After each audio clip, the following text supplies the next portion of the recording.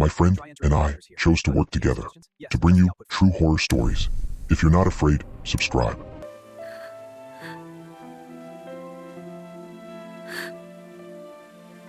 My sister Rachel died 3 weeks ago.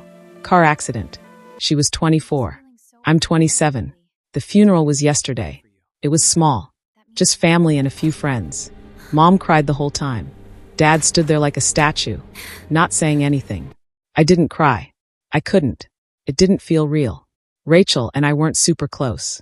We grew up together, shared a room until I moved out for college, but we drifted apart over the years. Different lives. Different friends. We'd text on birthdays and holidays. That was about it. I felt guilty about that. Still do.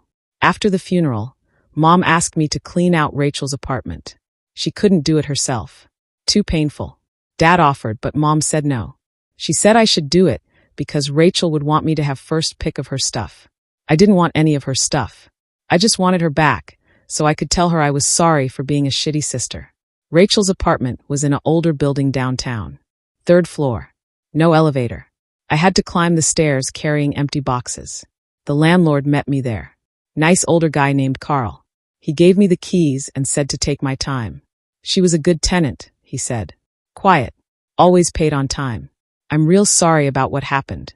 I thanked him and he left. Standing in Rachel's apartment felt wrong. Like I was invading her privacy. But someone had to do it. The place was small. Studio apartment. One room that served as bedroom, living room, and kitchen. Tiny bathroom. But Rachel had made it nice.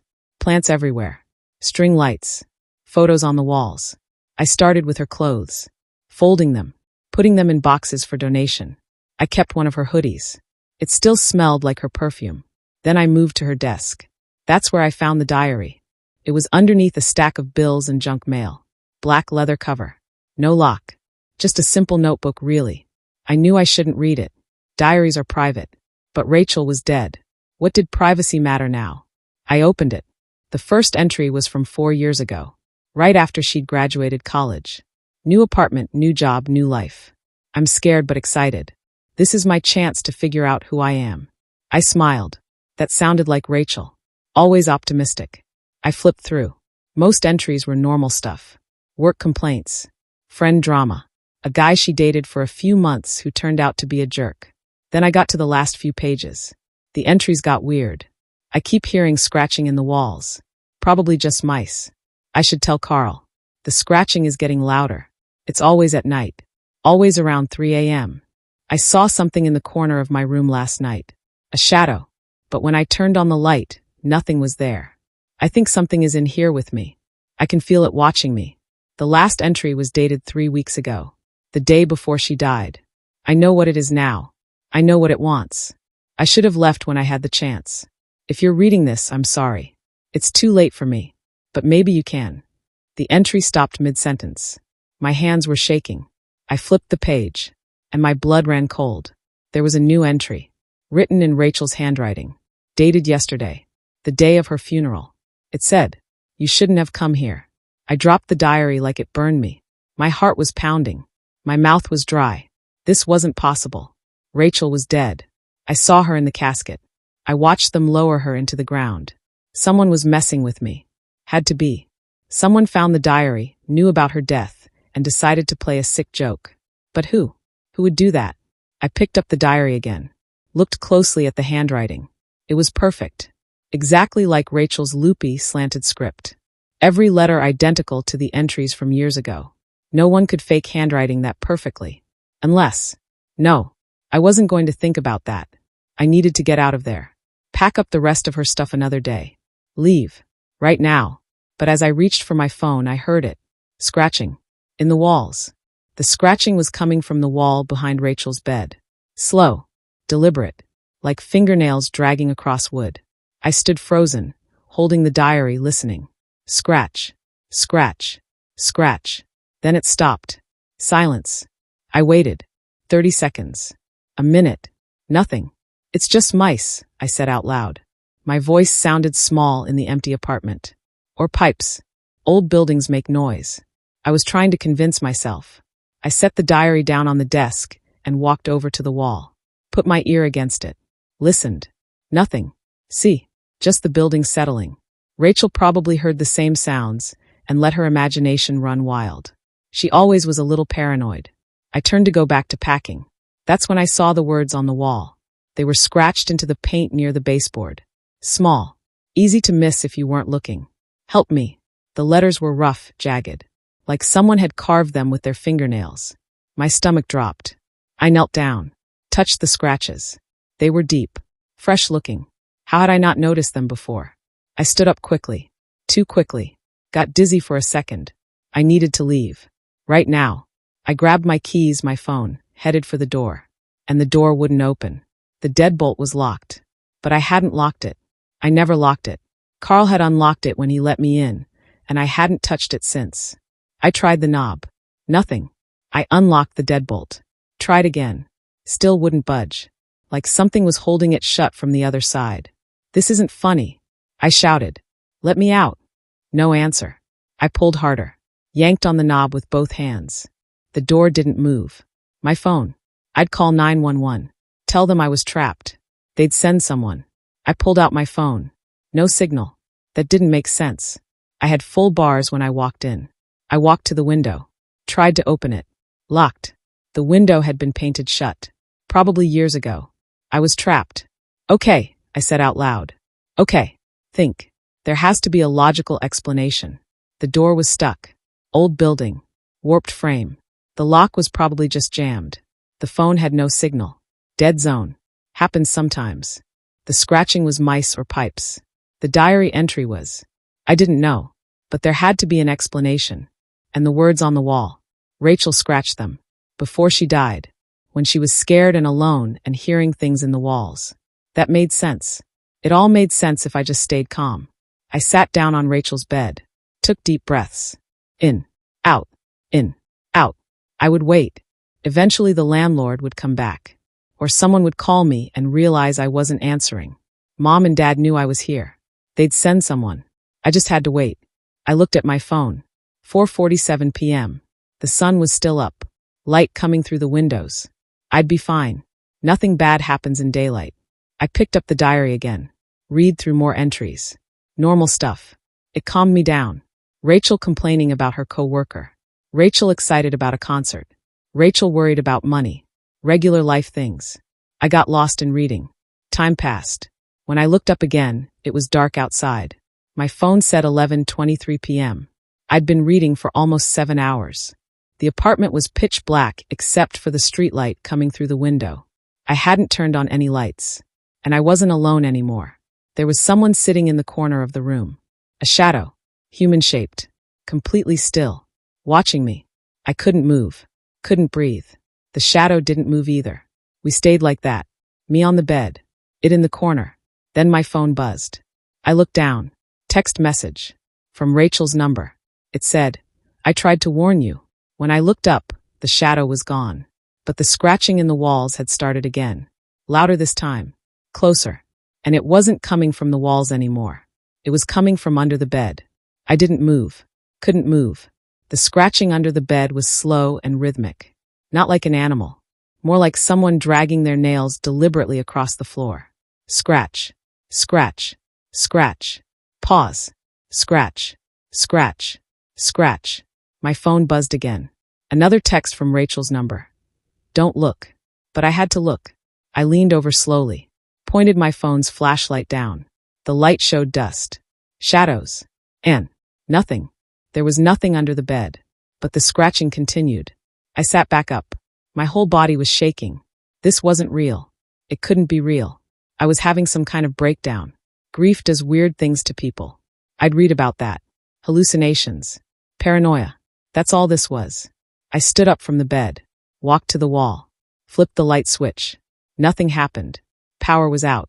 Of course it was. I used my phone flashlight to find Rachel's desk. She had candles there. I'd seen them earlier. I found 3. Lit them with a lighter from her junk drawer. The flickering light made everything worse. Shadows dancing on the walls. The apartment felt smaller. Closing in. Another text. You need to leave. I can't. I shouted at my phone. The door won't open. No response. I tried the door again. Yanked and pulled and kicked it. Nothing. I was stuck here until morning. Until someone came looking for me. I could handle that. I could handle one night. I went back to the bed. Sat down. Pulled my knees to my chest. The scratching had stopped. Good. Maybe whatever was happening was over. Maybe I'd imagined it all. I closed my eyes. Tried to calm down. That's when I heard the voice. Sarah. My name. Whispered. Coming from the bathroom. Rachel's voice. Sarah, help me. I opened my eyes. The bathroom door was open. I'd closed it earlier. I was sure I'd closed it. Now it was open. Just a crack. Darkness beyond. Sarah, please. It sounded like Rachel. Exactly like her. Same tone. Same slight lisp on the S. You're not real, I said. Rachel is dead. I know, the voice said. That's why I need your help. This isn't happening. Look in the mirror, Sarah. Look and you'll understand. I didn't want to. Everything in me screamed not to go into that bathroom. But it was Rachel's voice. My sister's voice. What if some part of her really was here? What if she needed me? I stood up, grabbed one of the candles, walked slowly to the bathroom. The door creaked as I pushed it open. The bathroom was small.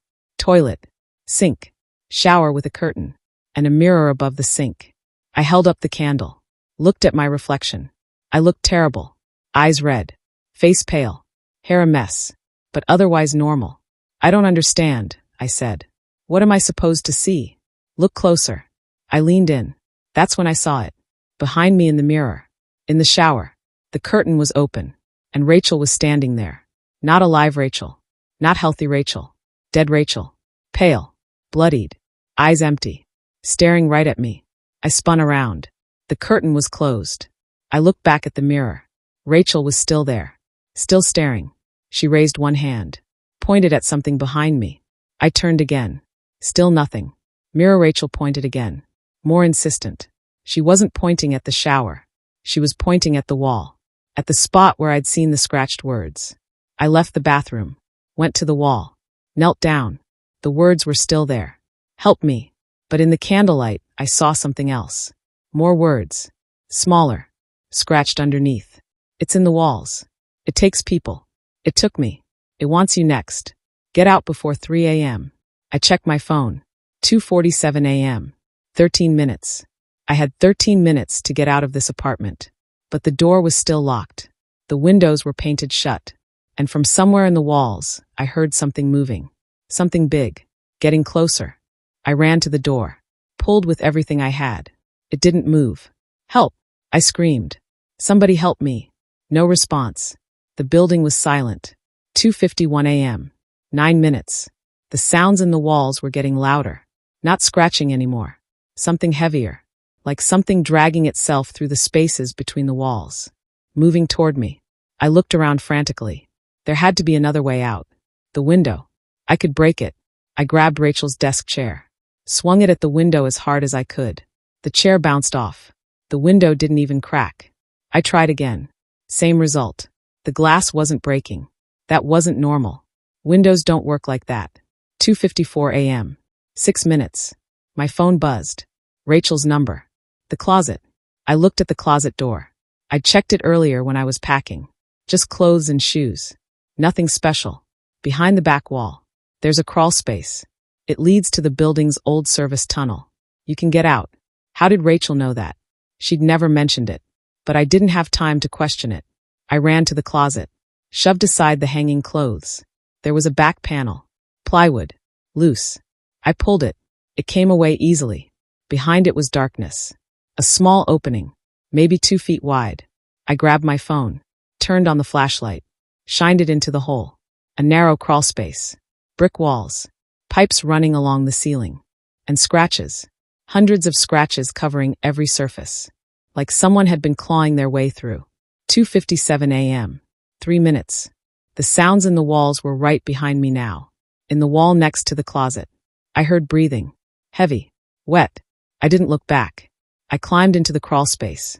It was tight. I had to crawl on my stomach. The bricks scraped my arms. Spider webs stuck to my face. I kept moving forward, following the narrow passage. Behind me, I heard the closet panel crash to the floor. Something was coming after me. I crawled faster. The tunnel turned, sloped downward, got even narrower. My phone buzzed. Keep going. Don't stop. Don't look back.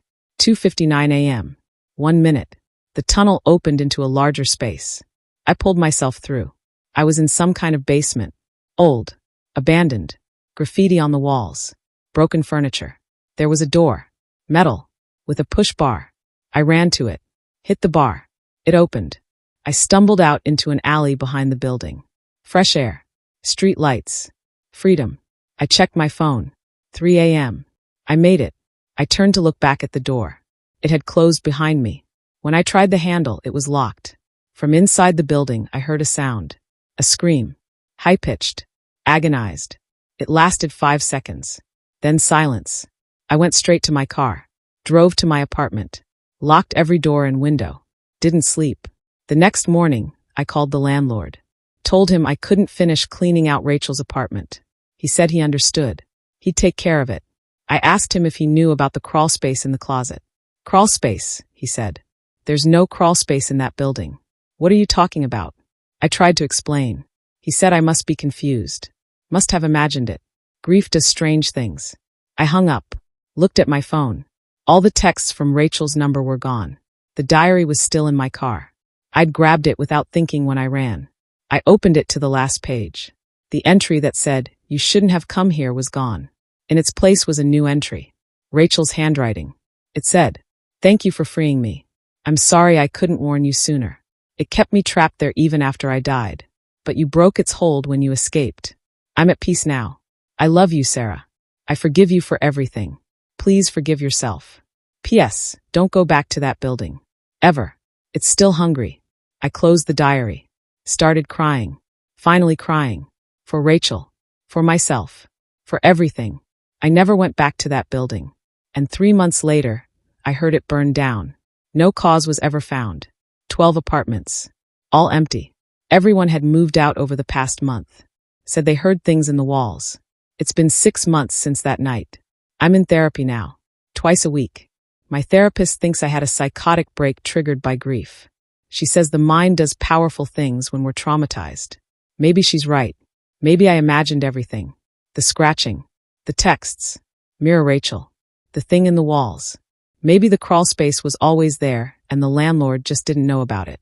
Maybe the diary entries I saw were written months ago and I just didn't notice the dates. Maybe. But I don't think so. I kept Rachel's diary.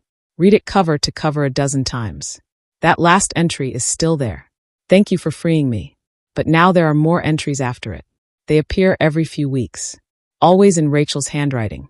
Always dated the day they appear. They're not scary. They're updates. I'm okay here. Wherever here is. It's peaceful. I can rest now. I see Dad sometimes. He doesn't see me, but I watch over him. He's doing better. Mom planted a garden. The flowers are beautiful. I wish I could tell her I see them. You're doing good, Sarah. I'm proud of you. I don't tell anyone about the entries. They'd think I was crazy. Maybe I am. But it brings me comfort. My sister is okay. She's at peace. She forgives me. That's all I needed to know. Last week, I got a weird email. No sender address. Subject line just said, "You need to see this." Inside was a link to an article. The headline, "Demolished building reveals disturbing discovery." The article was about Rachel's old building. After the fire, they decided to tear it down completely. During demolition, workers found something in the walls. Human remains. 7 bodies. All in different states of decay. The oldest had been there for over 20 years. All of them showed signs of trying to claw their way out.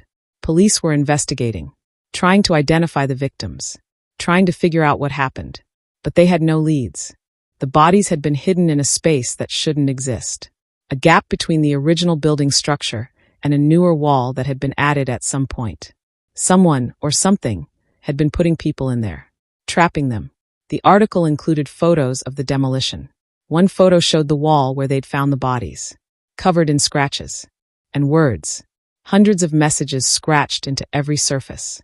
"Help me. Let me out. IT won't let me die. It's hungry. It wants more." I zoomed in on the photo. In one corner, I saw familiar handwriting.